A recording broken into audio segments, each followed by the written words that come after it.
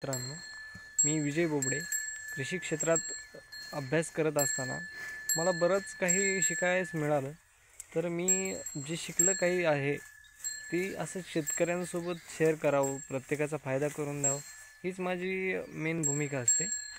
तर माझं नाव आहे विजय बोबडे.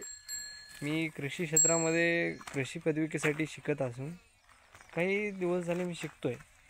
तर शेतकऱ्यांना बरेच दिवसापूर्वी मी सांगितलं होतं की युरिया हा खत जास्त अति प्रमाणात कापूस या पिकाला देऊ नये. कापूस या पिकाला जर युरिया खत अति प्रमाणात दिला तर त्याचे बरेच तोटे होतात.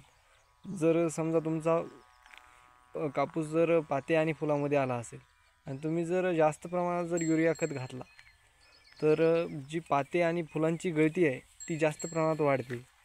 पातेगळ, फुलगळ आणि त्यातली त्यात मेन जर मुद्दा म्हटलं तर मी सखोल विषयात जात नाही, पण एक मेन मुद्दा जर सांगायचा झाला तर कापूस या पिकामध्ये जी कांड्यांची साईज आहे ती वाढते.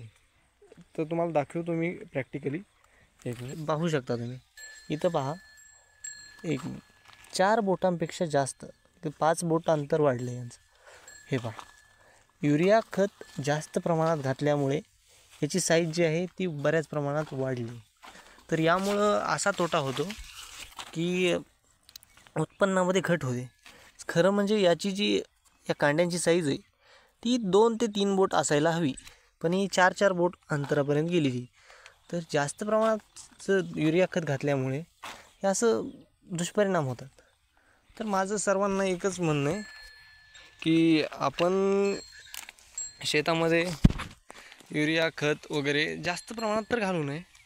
कमीत कमी आज सरासरीमध्ये तुम्ही जर 20-20-0-13 प्लसमध्ये 50 किलो 20-20-0-13मध्ये साधारणतः 25 किलो जर पोटॅश मिक्स करून जर पेरला तर कसं 20% नायट्रोजन, 20% फॉस्फरस आणि 13% जे सल्फर आहे त्यासोबतच 60% जे पोटॅश येतो RCFच्या बॅगमध्ये, त्याच्यातलं 30% पोटॅश हा कापसाला लागू होतं.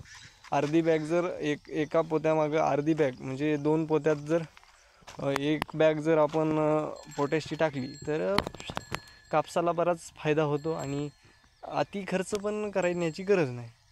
तर आपण ही माझी जी सांगितलेलं आहे ते तुम्ही आपलं व्यवस्थितपणे समजून घ्यावं आणि कापूस या पिकाला आत्तापासून तर बिलकुलच युरिया खताची देण्याची गरज नाही.